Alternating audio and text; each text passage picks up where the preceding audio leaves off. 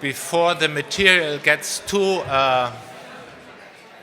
much into your head, let me start to introduce this session. We very consciously want to close up the whole campus with this notion of experimentation, because to some extent it reflects the situation we are in with this campus too.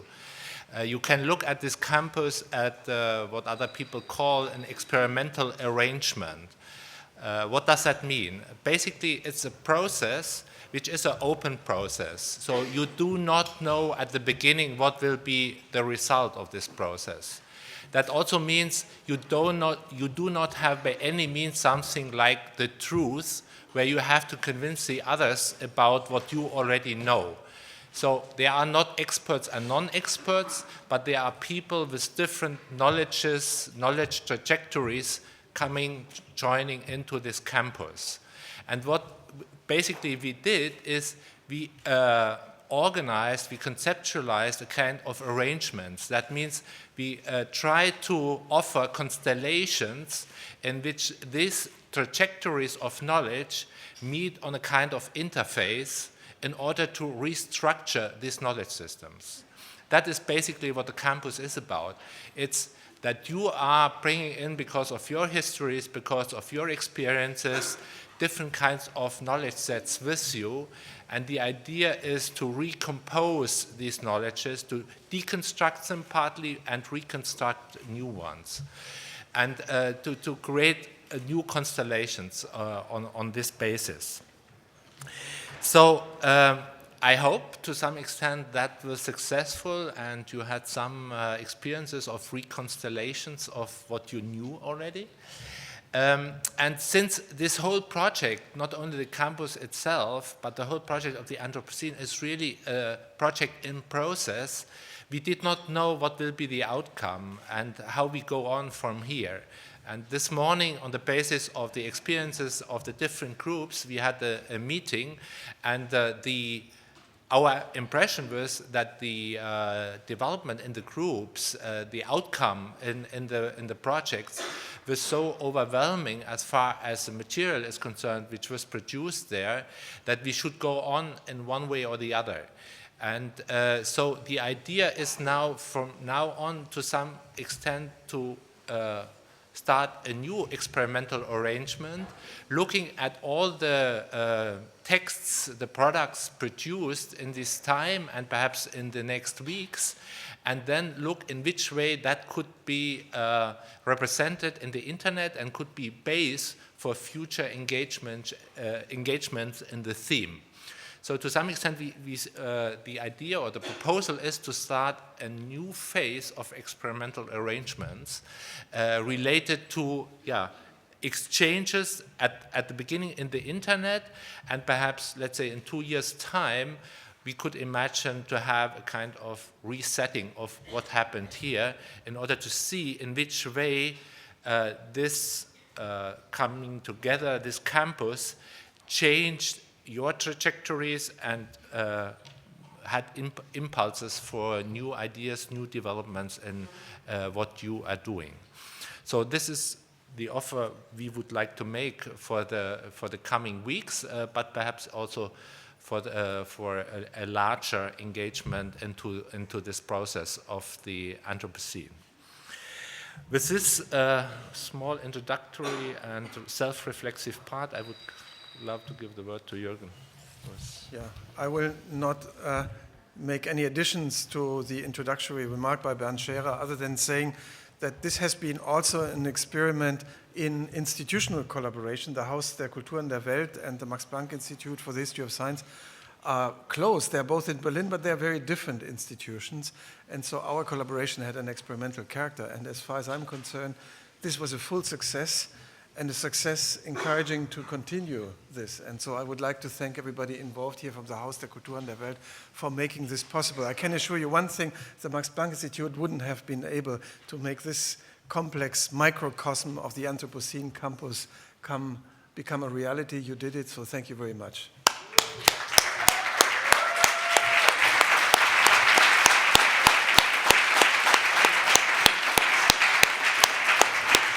And thanks for the great team. I realize it's not just you, but I mean, I really have to add, I'm just responsible. I'm not the man who did the work.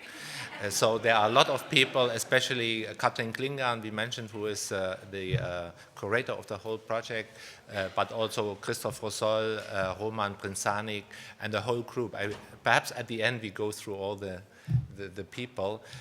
You can imagine that this 1 week, as far as the preparation was concerned, conceptually as well as organizationally, was a major undertaking. And yeah, I'm very grateful to all the people involved, also from my side.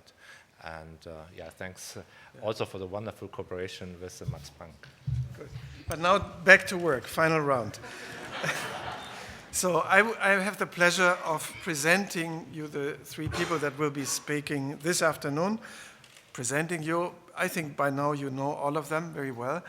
The impulse statement will be given by Maya Kovskaya.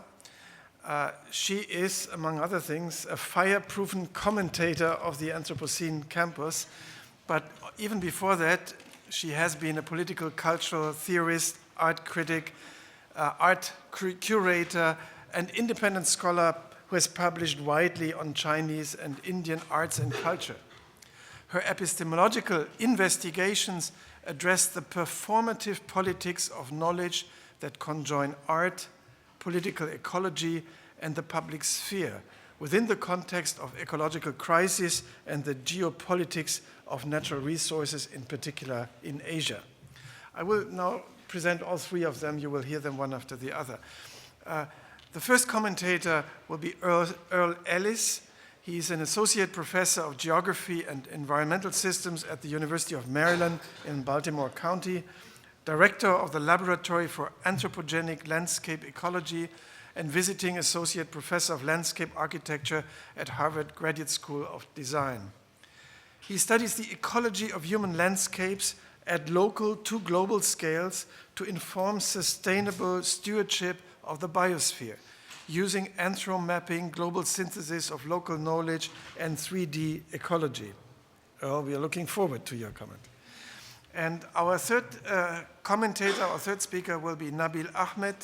He is a contemporary visual artist, writer, and musician. His work and various collaborative projects have been presented internationally, including the Tate Modern and the Royal Geographic Society, but also the Haus der Kulturen der Welt. He's currently a PhD candidate in research architecture at Goldsmiths University of London. So having this said, I will start my timing device here and ask Maya to give her impulse statement right now.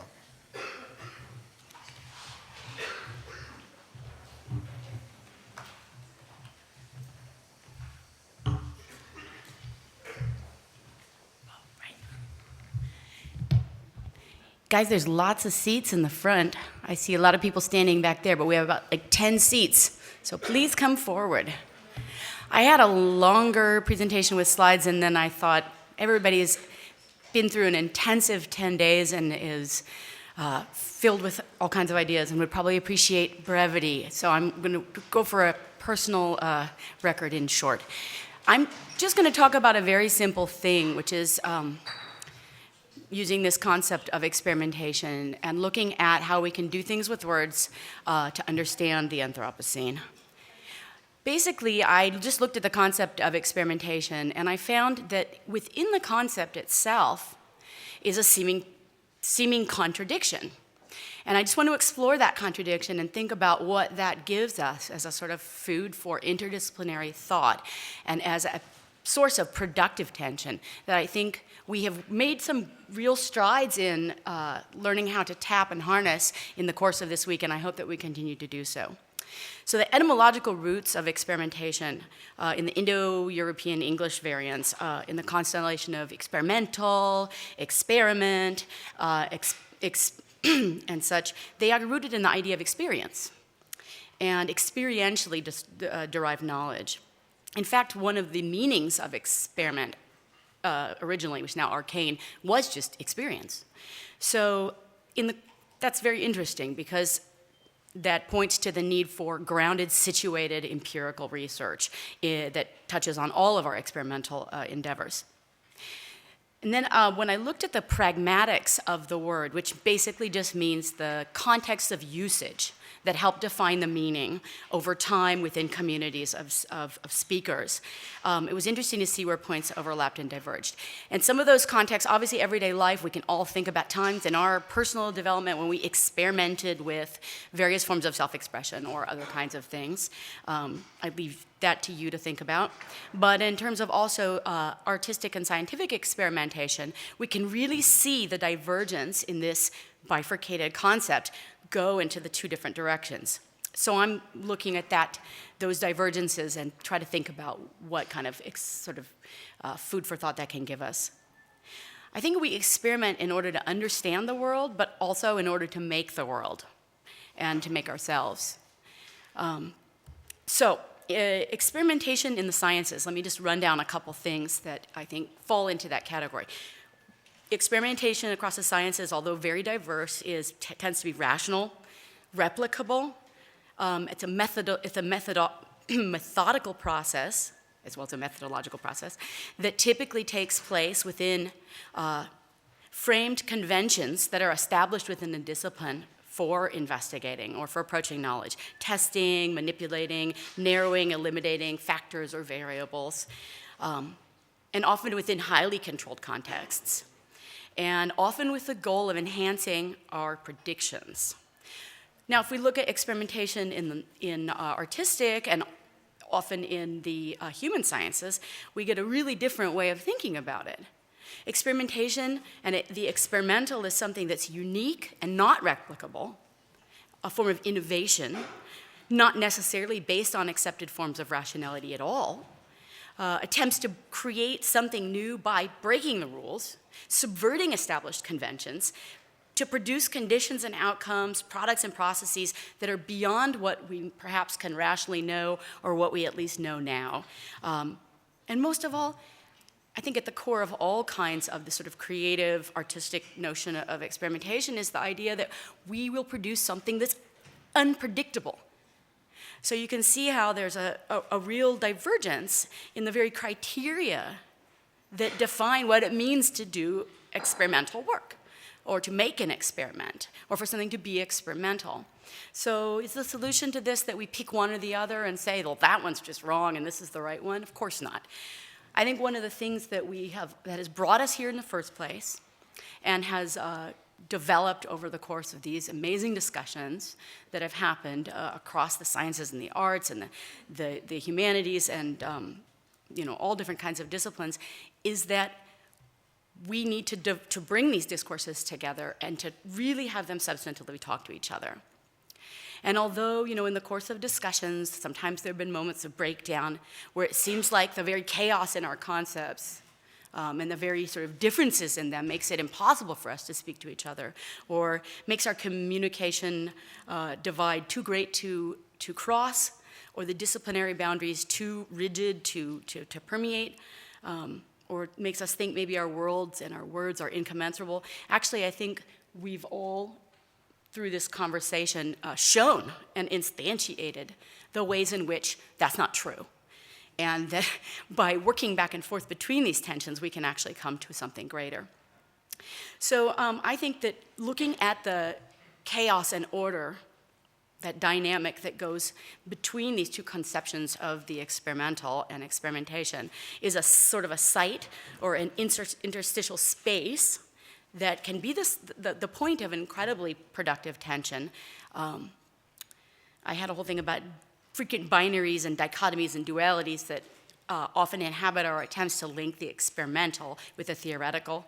And I'll just name a couple of them, and I think that you all know them, like chaos and order, agency and structure, cause and effect, center periphery, free constrained, top down, bottom up, base superstructure, competitive cooperative, representational performative, intensive extensive, et cetera, et cetera. And we know that these binaries can be useful in some ways and inhibitive in others when we try to create experimental projects to constitute new knowledge. And I think one of the things that also came out of these discussions was the need to move beyond binaries, to just use them as provisionals, but to move past them and to think about interdisciplinarity as the way to do that. So essentially, what I got out of this exercise in thinking about experimentation, and I'll just skip forward, was that there are challenges that we can really better face interdisciplinarily, and I'll just say a couple of them and then be done. Let this go on in the discussion. I think our central challenges include some of the following, but are certainly not limited to them. How can we think experimentally within and across interdisciplinary boundaries? Like what forms of knowledge making does that really involve? What are the procedures for approaching what we might provisionally call truth, or for making truth claims or claims to knowledge at all? And how can we share with each other what our underlying criteria for those things are? What our processes and procedures for approaching something we might call knowledge are? Not just talking about our results, but talking about how we got there and trying to understand those procedures and conditions and how they link to the results. And I think also one of the big challenges is to form better ways of understanding the conditions under which, let's say, morphogenesis or the qualitative creation of the new can take place. And especially in thinking of the Anthropocene and all of the various permutations of that very wily concept, I think by focusing on the conditions under which, let's say, critical thresholds can be passed so that quantities and qualities and intensive properties and ways of thinking and doing that make the world can undergo either phase change level transformations or even paradigm shifts to create genuine new forms of thinking and doing and new forms of order, whether they're in our knowledge-making processes or in how we live in the world, govern the world, engage with the natural world and other species, etc. I think it permeates all the levels. So in closing, I just think leave a couple questions that hopefully we can discuss in the discussion time, which is how can we better understand the workings of parts and the constitutions of wholes in various systems that we're working in order to find or to found better grounds on which to make judgments about both means for achieving our ends, but also about the ends themselves, so that maybe we can better question where we're going and who we are, thinking how to problematize that question as we have over the week, and how we can live together in this resilient yet extremely fragile ecology of which we're a critical, causal, but still a really small component part. And as a community, let's say an epistemic community that's creating a new kind of knowledge together, I think we can help each other to understand the workings of our world in ways that will allow us to better identify spheres of the actionable, places where we can actually do something. What we should do, that's a whole other question. And it's another thing that we need to talk about in a long, sustained way, to question the fundamental meanings of the desirable and whether or not we need to really shift those, thinking about the effects of the Anthropocene and our place in it. And not only the nature of the true, let's say in the scientific experiment, but also of the good and the beautiful. And I'll leave us with that and a quote by Nietzsche that I thought was really perfect for this tension between chaos and order. He just said in this book, Zarathustra, one must still have chaos in oneself to give birth to a dancing star. So let's feed on this chaos between our disciplines and turn it into something that we can create real, new, important breakthroughs with. Thanks.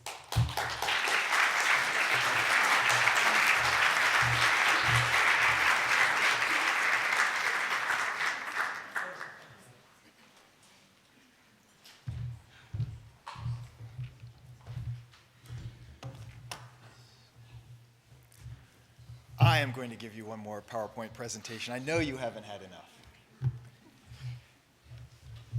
So, as part of this process of bringing together very different disciplines, I'm going to give you my take as a natural scientist. I'm trained as a plant physiologist. I used experimental design in my PhD dissertation.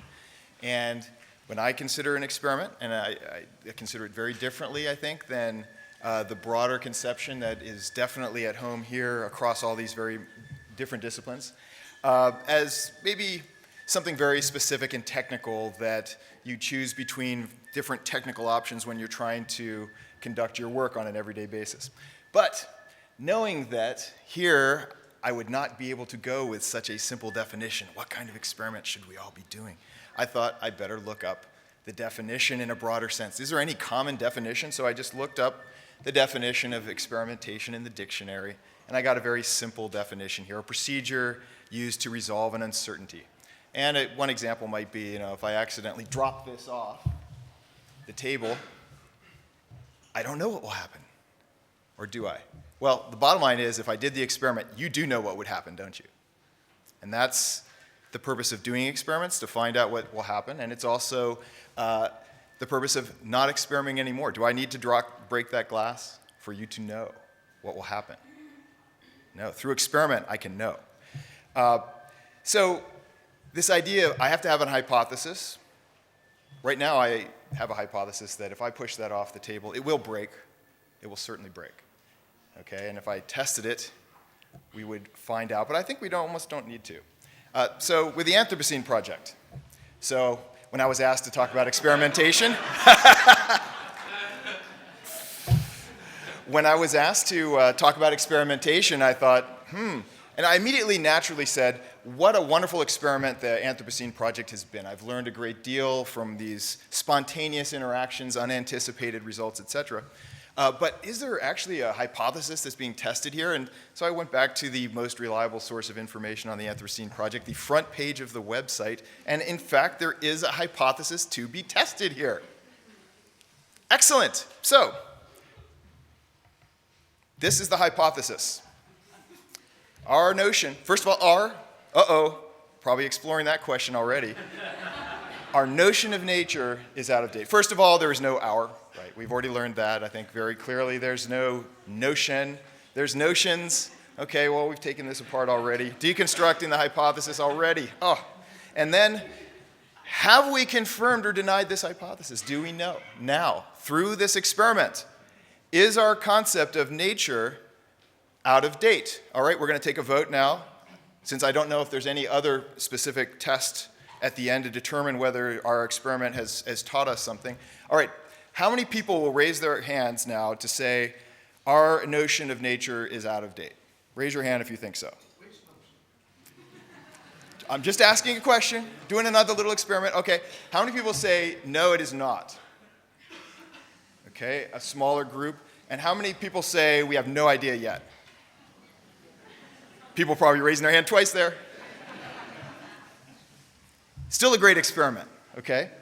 One thing I learned in my little hidden experiment, I came here thinking that through the process of bringing whatever I think about the Anthropocene, I've worked on it from a scientific point of view, bring this concept into this really unusual venue with all these different kinds of ways of thinking and testing claims and all this, that together we're going to essentially gain a more anthropocenic view.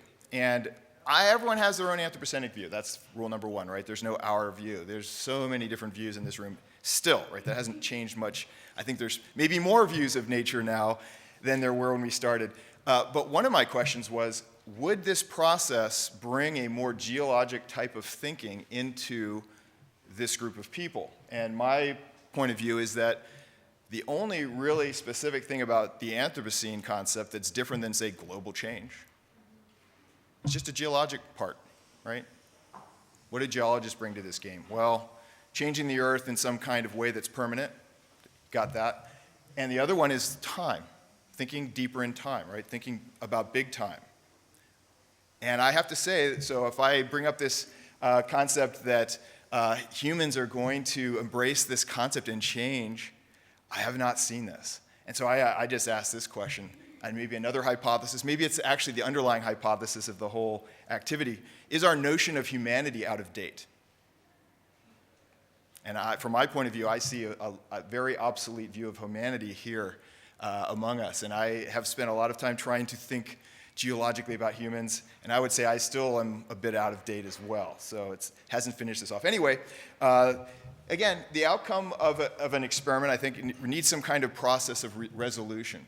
How do we determine whether we've learned something from this? And so that's probably the question I'd like to leave with, is just this idea of, how do we know we're learning from this process, this experiment of knowledge creation that is the Anthropocene Project? Thank you.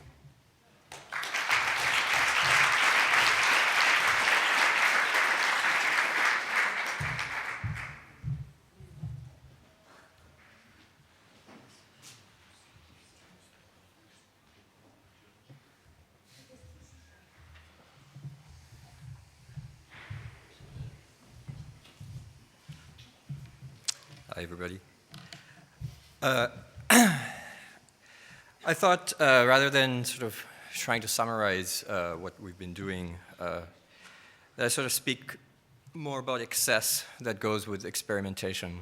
That has been sort of on the edge of my mind, that has been sort of on the outside the circle of fire. It's almost to think about experimentation as a I mean, in the context of the Anthropocene, is this something that can really work for us? Is something that is transformational and emancipatory. Otherwise, it's an experimentation without without that sort of urgency. In a sense, I felt that it's impossible to sort of be one with the earth. That I feel this alienation from the earth. But at the same time, that sort of has. But at the same time, we have to begin with the world, and that the world is sort of necessitates us to experiment. It sort of necessitated us to sort of make fire, for instance. And these were sort of experimentations with that didn't follow a very specific scientific methodology. And perhaps a sort of an idea that I think might be interesting for us to think about is alchemy, which is interesting to sort of think about proto-science as what that is sort of means for the history of science, of sort of a willingness to be changed through evidence that was at the same time turbulent. The idea that you could mix things without really knowing the outcome, but one that nevertheless sort of had an impossible goal, right? The impossible goal of immortality. But that sort of at the same time brought us to places or sciences such as chemistry and so on. And perhaps we're at this moment where we can sort of think about the Anthropocene as sort of a proto-science of what we would like to sort of take forward and bring, that involves failure and some kind of not a profit-oriented sort of end or profit-oriented methods to go there. That sort of So there's this very much a transcendental and sort of this impossible messianic side to experimentation as the way that I'm sort of thinking about it. That if we cannot sort of, if we have this alienation from the world, it is sort of working from the negative, and it's sort of like a negative theology that we must sort of make productive. Bertolt Brecht, in one of his learning plays called Die Maßnahme, Measures Taken, sort of writes about these 4 agitators that go from Moscow to Peking to help the revolution that's taking place there. And sort of the plot line is quite simple, that the agitators end up killing this person because he was too hot-headed. He was not willing to sort of collaborate with the enemy. So in a sense, experimentation, I leave with sort of these, sort of us and these 2 kind of characters, right? One is sort of the fixer, the figure of the fixer, and the other might be the figure of the guerrilla. One that is sort of resourceful and is sort of willing to lie, steal, cheat, you know, with that sort of complicates sort of the way we sort of think about ethics and so on. but the other one is somebody who's resourceful, that kind of thinking about still the idea of fire, that can, find candles in the night of war. The guerrilla, on the other hand, would be somebody that is sort of is mobilized by a cause and is sort of willing to act in a certain way. So just to end, it's for me, it's sort of really trying to think and act in ways that are that is open to sort of unlikely collaborations. One writer that I admire very much is J.K. Huysman, who wrote À rebours, Against Nature, and where he sort of was a bureaucrat and this novelist at the same time. So I sort of leave with the idea of excess and this emancipation and transformation and the willingness to sort of go back to thinking about how something like alchemy can be an interesting way for us to take things forward. Thanks.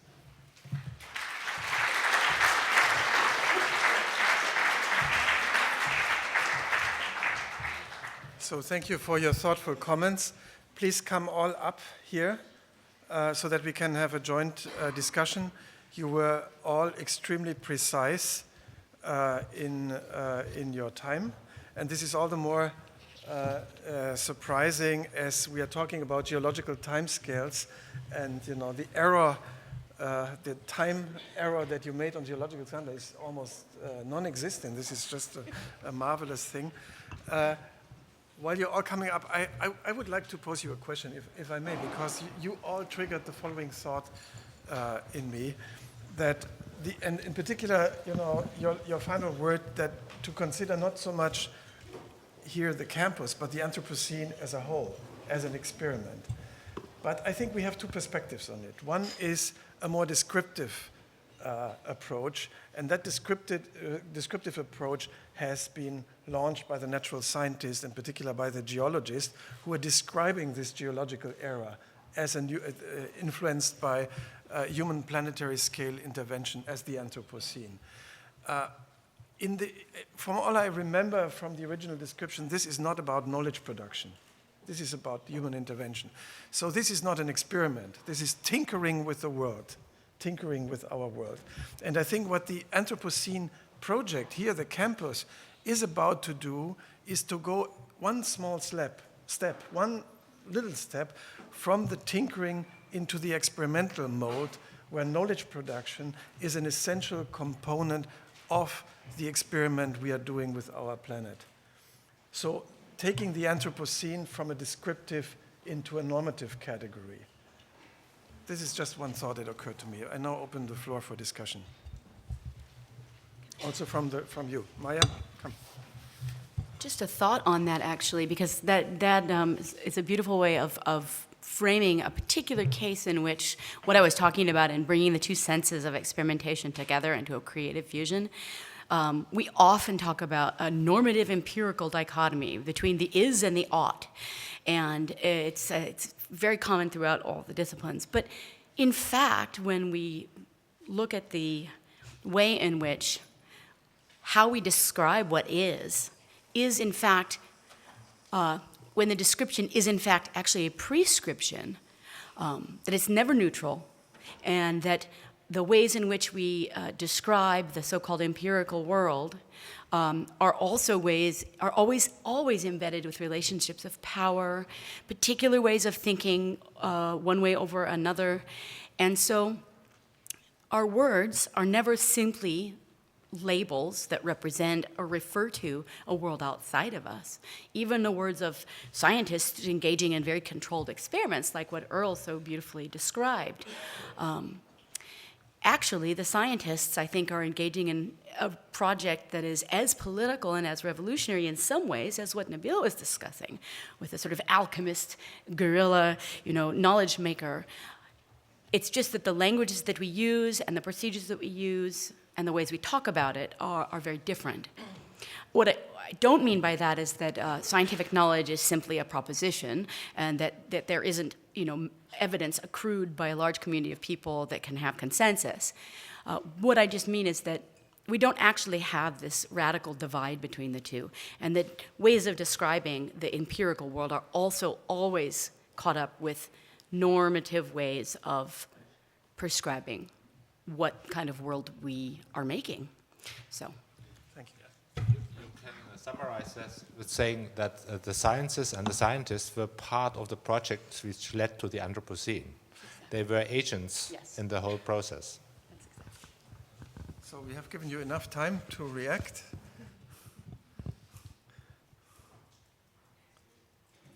On a geological timescale, we can wait for a very long time here.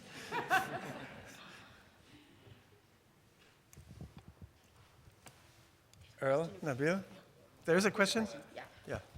Well, actually, I wanted to thank the AKW and also the Max Planck Institute. This was extremely inspiring week for me as a poet.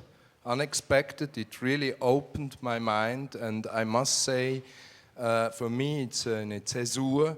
The way before Anthropocene and now, I think it changes a whole lot in my thinking. And to thank you, I would like to read the poem, the main poem, Dog's Philosophy, which is not so optimistic, in German and English, you permit. Dog's philosophy, buried by a dog, the philosopher, unearthed as bones by a dog, in between lay words and dog years. Now in German, die Philosophie der Hunde, den vom Hund vergrabenen Philosophen, grub als Knochen ein Hund wieder aus, dazwischen lagen Welten und Hundejahre. Many thanks.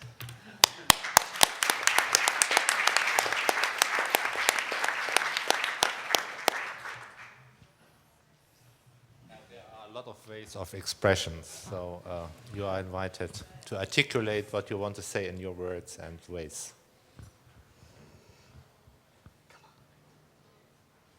But I also look around here. Any reactions to each other? It's pure exhaustion. It's pure exhaustion. Yeah. It's contemplation. Maybe it's also preparation already for the next phase, because something that is very close to our hearts is that this experiment doesn't end here. So there is a... I'll jump in with, because experiment is I think, a fitting way to end this exhilarating, confusing, frustrating project that we've all been involved in. So thank you, everyone. But to leave us with experiment is to perhaps ask us what experiments we are each doing. What is the genre that we have now converged on, this messy, uncontrolled, open-ended genre of experiment, which defies models, prediction, and certainly defies funding strategies, certainly defies where and who and how we do this new sort of work that is both material, social, political, and manageable, right? Where do we do this? How do we carry on from here? What are the experiments we're doing? Where do they go on? Obviously not in the traditional labs, obviously not in the traditional models, not in the traditional conventional disciplines that we've come out of. Where and how do we fund and do the experiments we need to do now? It's my question to all of you. Thank you very much. I would add only one word to what you have said, namely, you said not in the traditional schemes of funding, not in the traditional laboratories. I would add the word only, not only, because we all have lives beyond the Anthropocene campus, not beyond the Anthropocene, but beyond the Anthropocene campus. And I think, as I tried to say yesterday also, the challenge is to find the trajectory from the insights that we have gathered here all together, cooperatively achieved, to our normal lives, and to expand and change and modify the funding schemes and reflect differently on the work we are doing in the laboratory or in the landscapes or wherever we do our work. So the connection is, I think, the challenge. I have a microphone already. Yeah, Sarah has also a question. Is that first? Shall we?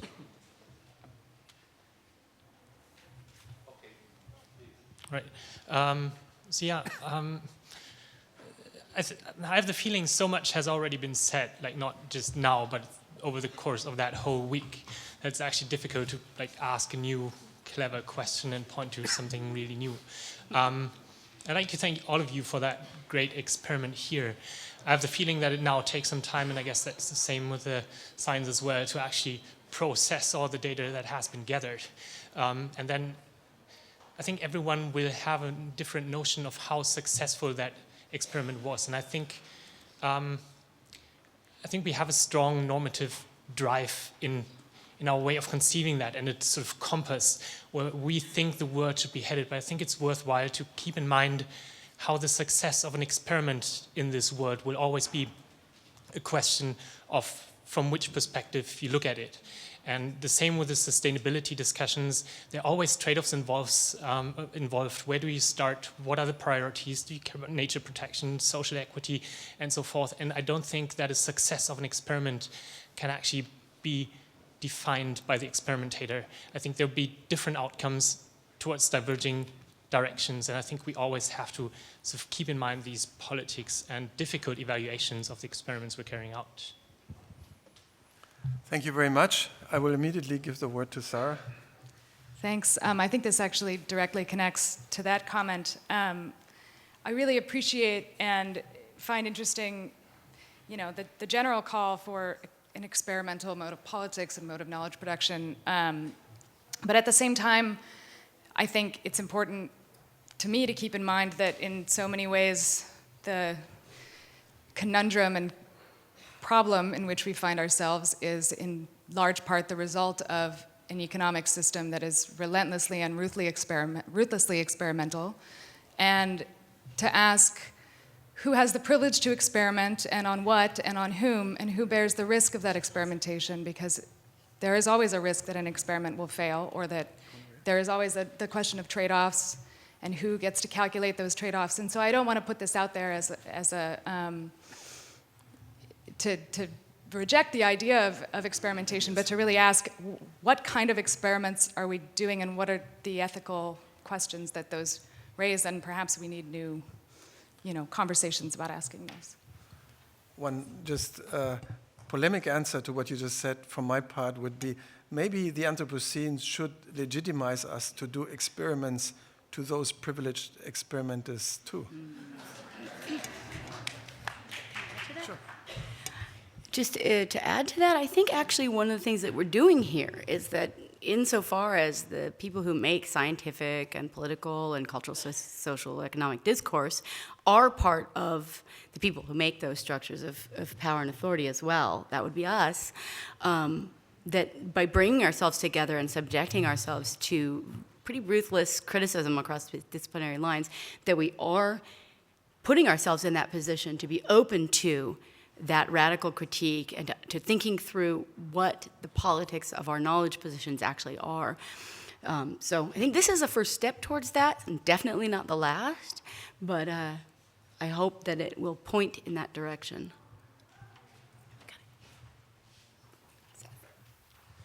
Hi. Thinking about this campus as you say, maybe a model, a step forward, as an experiment.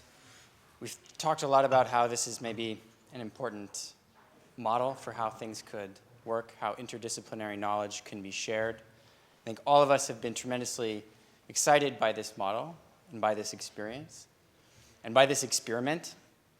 And so I'm wondering, insofar as this can be replicated, how much did this cost? Great question.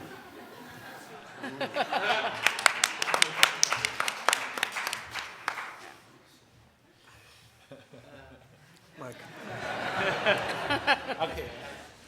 Actually, at the moment, I could not say exact figures, but a conceptual aspect to the whole thing is what I would like to stress is this was not sponsored by a foundation, private foundation, not by a company, but by the government.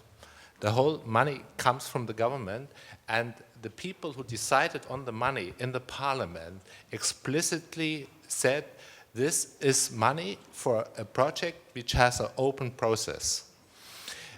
So what I want to say with this is we know all the economical logics around us, and but I would like to stress the point what Jürgen Renn also said. Each of us is working in different contexts, and we not only should try to change the contents of what we are doing, we should also change the criteria according to which our practices are evaluated. And I think to some extent, I mean, we manage at least with this. I would not say this is already a systemic change, but you can also on an individual or institutional level change the environment in which you are operating to some extent, not completely, of course. And I would really argue for that. And basically it was on the basis that we convinced the people that in the situation we are in, we need instruments such as this campus to go on. So it was really on content-based argumentation that this money came. And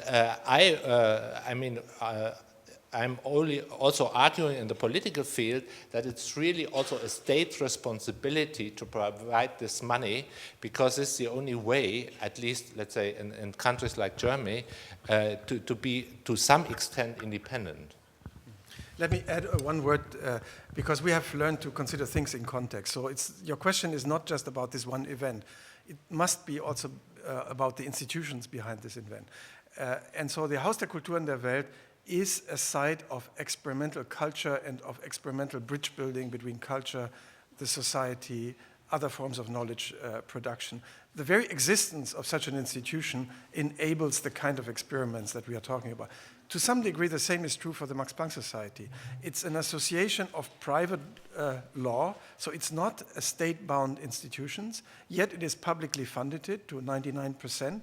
So it has a great degrees of liberty. And our control mechanisms go, and this is exactly now the theme that Bernd was addressing, go through evaluations, international boards that evaluate them.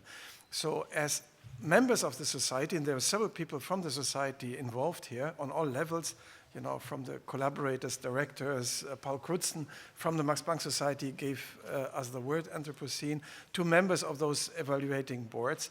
So it's an experiment for them too. We are charged to do basic research. Now, is this basic research what we are doing? I would say yes, but it's a risky proposition to say that this is basic research in the sense in which it is normally conceived. So we're sticking our necks out here. We hope that our feedback mechanisms within society will approve and move ahead by this experiment. So this is the gradual process I'm all the time taking about. And I was very happy, I have to say, that even members of our scientific advisory board, without me knowing it, participated in this event. So I hope, you know, that moves all of us along with them and with us. As far as the Haus der Kultur in der Welt is concerned, I mean, I don't want to portray a romantic picture of what we are doing, but to some extent the legitimation takes part also via the media. There is a kind of media control of what we are doing. So the campus is part of the whole Anthropocene project, and the way it is reflected, so to say, in the public space, meaning by media, gives us to some kind legitimation to have this kind of open process, which, I mean, there are no examples for. It's really true. But I think, and very important in this is also that major protagonists in this game are really try to work together. For example, the cooperation between the two of us, I think helps him to some extent in his context, but me also in my context, to legitimize what we are doing. So it's also a way to network in order to build to some extent political leverage. There is a question over there. But I think this discussion point is an important question, because I think it's a very luxurious condition, not in the sense it's a lot of money, but kind of having this liberty to be experimental in that way. I think As we know, I mean, money is there. The question is how it's used. And there is kind of a normal formalization, what is considered as research and how it's evaluated. And the issue is that I think that this kind of established kind of research and how it's evaluated is making less and less sense. And so we have to question this kind of formalization and to get to a more experimental forms of research. And we have to fight that this is also funded, because, I mean, of course, you cannot profit-making doing this. I mean, no way. No, this is exactly the point. It's not just to do this, but also on a political way to fight to change the frameworks in which this is evaluated and then money is distributed. This is part of the work, and I mean, I think we are this is our daily business to some extent.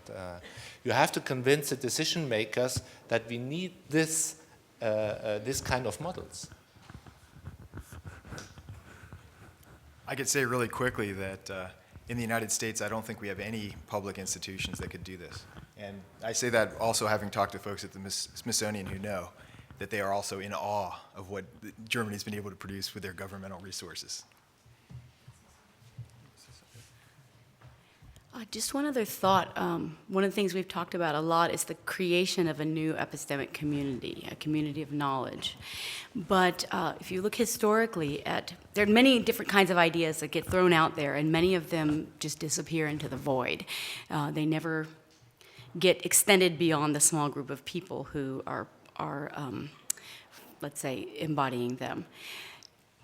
Those kinds of ideas that actually are able to modularize themselves into having some sort of larger systemic effect, almost without exception, have to go through an institutionalization phase, by which the ideas and practices and ways of thinking and knowing and doing take on some kind of institutional form in order to be able to spread them. And I think this is one way in which this is done, by being able to mobilize resources, by being able to create a there that allows for that institution to call itself something.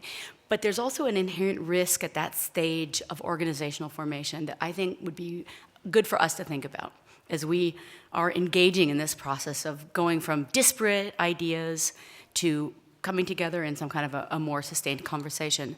And that is simply that organizationally, there is an impetus to consolidate around a particular hegemonic perspective. That makes an organization much more effective because it's got a line to organize itself around. But that's the kiss of death for genuine, innovative, interdisciplinary thought. So if we can somehow find a way to mobilize what institutional power can give us, but at the same time not fall into the trap of consolidating into a narrow hegemonic thought-killing, variation-killing kind of a discourse, then we might be onto something.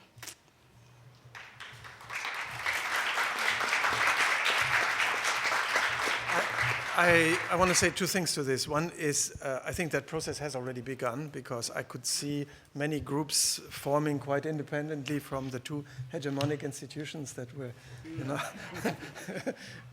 shaping this discourse to its last details. No, they were not. But I'm saying, the kind of initiatives that you have undertaken, the kind of friendships and collegiality and cooperative project that you have been developing over the past days is exactly that autonomy and emancipation from the framework that you have emphasized. But I have to say, in being involved with an institution, I'm sure Bernd thinks the same way, and all the others from the Haus der Kulturen der Welt, we feel a moral obligation, a moral responsibility to maintain this ecological niche for thinking about the Anthropocene, and it won't be easy. I'm hesitant to make, very strong commitments now, because it has to go exactly through the processes that we have been describing. These are dialogical, polylogical processes involving many more people than are sitting in this room. But we will be fighting and we will be struggling for it. So this is all about action and creating some sustainable discourse here. Just one, please, then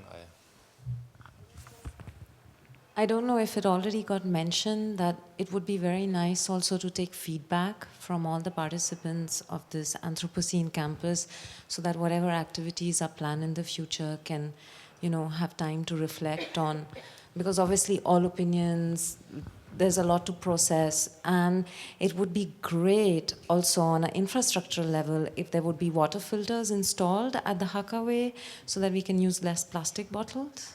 Thank you. Can I say a word? So the hegemonic institution. An institution, there are different kinds of institutions. And I think the formal definition of institution within the social sciences has nothing to do with necessarily having a building with a name on it, right? It's simply the agreements on how to proceed can be an institution. And I think that that process has been institutionalized within this project. And I can say even within hegemonic institutions like, for example, the National Science Foundation, yes, it's focusing on science. So that's a bit of an exclusive process, but it doesn't intend to do the other things. But within that process, it has institutionalized a process within which the institution actually doesn't decide what science gets done very much. It's almost all decided by members of the community, self-identified, voluntary, serving within that institution to, in a sense, have a process of, in a sense, letting ideas compete and judging the competition by the community itself. And I think most people think it's an institution that has been more or less successful. It's not perfect, but it's done pretty well. So I don't feel like the idea of institutionalizing something necessarily means hegemony at all. It can be liberating because it can bring resources at a scale that people working alone and independently can't bring to the table. And I think the growth of institutions that can bring more resources to the table to essentially engage more people doing good stuff like this project, I think is an institutionalization that we need to promote, not be afraid of, personally. One aspect more I would like to add to this, at least from our perspective. I see the idea of the Anthropocene, especially in the cultural field, very much still as a quite fragile idea, and really an idea in the making. And I think institutions such as the HKW really should exactly support and give, being assistant to this kind of ideas in the making, fragile processes, because they need to some extent institutional backup to really to start. And when of course then the concept is more and more established and other institutions are taking it on, it's not anymore. There's not anymore the need that we are working on that.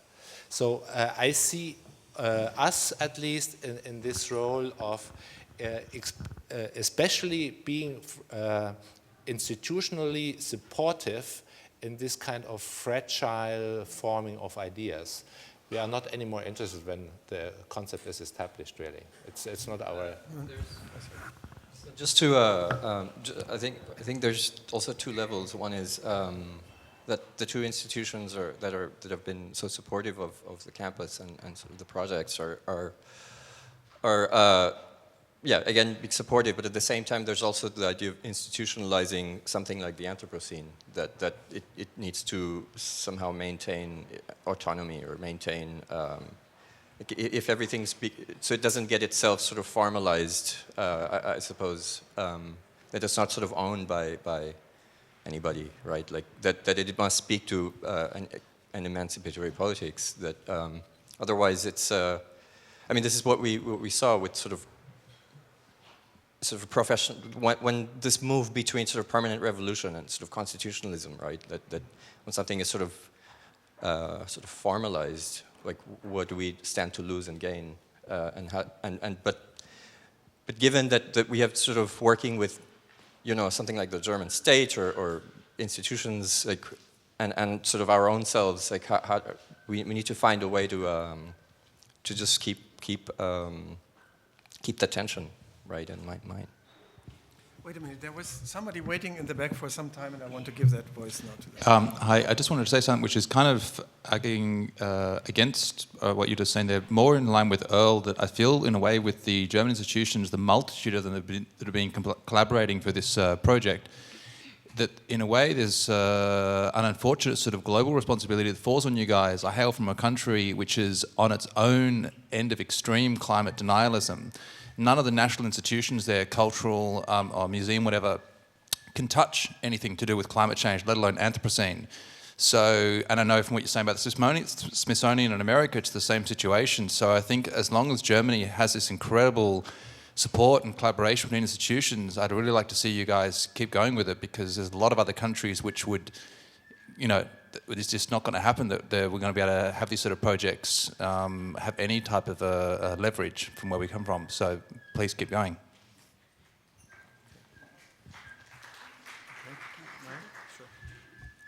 Let me try to just sort of synthesize what I think the insights from both Nabil and Earl are in a way that brings back what I was saying about a productive tension. So on the one hand, I think it's very important to have institutions that have established procedures for how we approach truth, that allow them to then open up the questions of what we pursue, because they have an agreed upon language and set of procedures that allow them to form a community, and as such, allow them to mobilize resources. I think that's really, really important, and I would not advocate that we get rid of that. So by invoking the word hegemony, I'm not saying institutions bad and then anarchy good or something, but I think that what happened here was something very special because of the incredibly interdisciplinary nature of the participants. And that is that we don't agree on the procedures for approaching the truth, and that we took that as a proposition for discussion that we know is open-ended and is not going to be decided on. But that in discussing it, we come to understand each other's concerns better and are able to actually learn from each other in ways, I think, that transcend many of the models that are out there existing today that do very important work on their own. So my plea is simply, as we work towards the at least quasi-institutionalization of investigation of the Anthropocene through an interdisciplinary framework, let's hold on to that chaos. Let's not lose it. Let's keep that chaos in our understandings of how we approach truth, and not try to come upon a set of propositions for or procedures for how we approach these things. I think that our productivity lies in the diversity and the multiplicity of standards for evaluating, and that we need to understand those but not let go of them. Thank you, Maya. There are two more remarks, and I think we have to come to a closure. So I would propose that we hear those two remarks or questions. Three, I said three, thank you very much. Trichotomies, not that. So let's have three remarks, not too long, so that we all can come to an end. So I think we go just by way of direction. There was, here, you were the first. Hi, hello, yes. My name is Hunter, and first I would like to thank you for the book exhibition in the corner in the top right. At the entrance, it's really quite nice. I don't know if you guys have seen it, but you can spend time there reading. And one proposition that I would have to continue the campus is just simply stop by and read books here. It's quite nice. It inspired me. I bought the grain vapor ray, and I've been working at Teufelsberg for the past 5 months, and what I want to do is make a library up top. So I'm going to put the Anthropocene books there. So if you guys would like to come read there, continue discussions in any way. It's also a type of like campus facility in a way. I feel like it could be amenable to meeting if anyone would like to pursue this. I'm super interested to continue meeting like in group.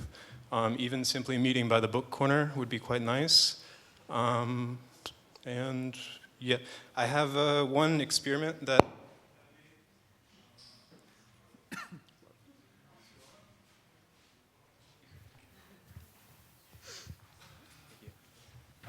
yes, I have one experiment that I made. I gathered all these objects this week. They just kind of appeared, and it's an experiment with words. It's unique and non-replicable. A bit unpredictable and non-rational.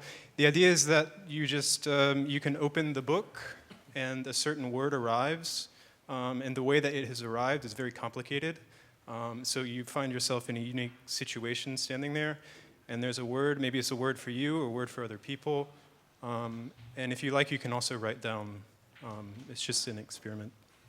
So. Thank you. So thank you. Thank you very much. That's really wonderful. Thank you. There is a second remark here.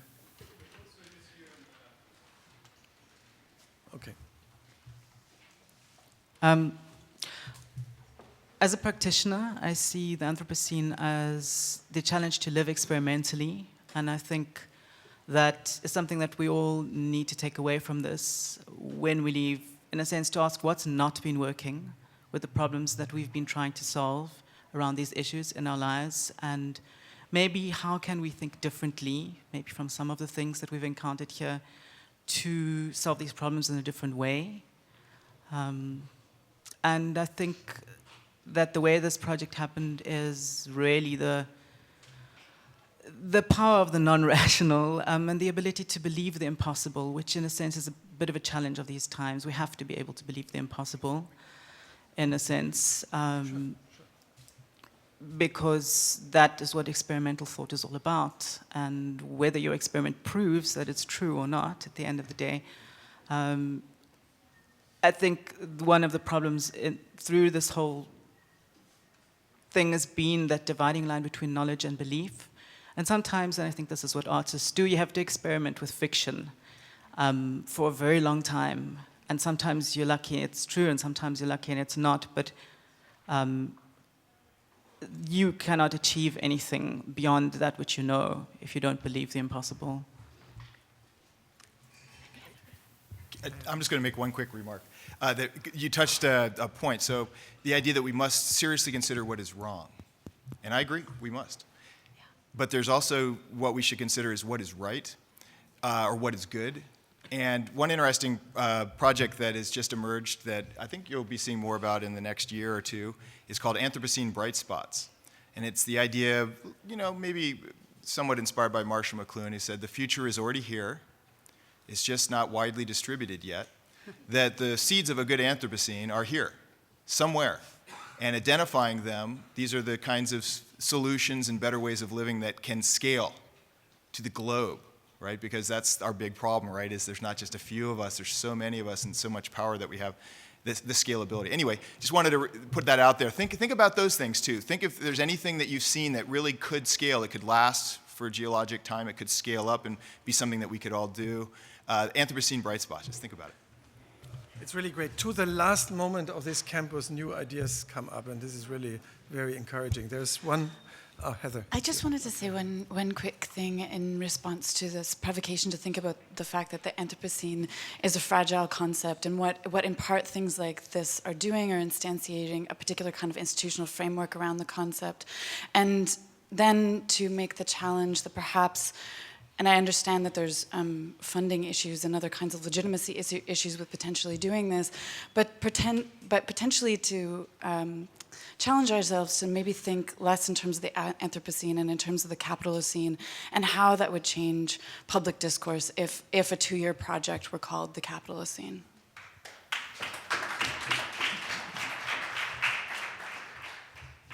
Okay. Many remarks to think about. I have to close at this point. I want to thank all of the commentators. I have already thanked Bernd Scherer, the Haus der Kulturen der Welt, all the wonderful crew that has been making this possible. But I think it's now time to thank you as a great community of co-producing knowledge agents, a wonderful epistemic community, to use Maya's word. So thank you all for committing yourself to this now and hopefully in the future.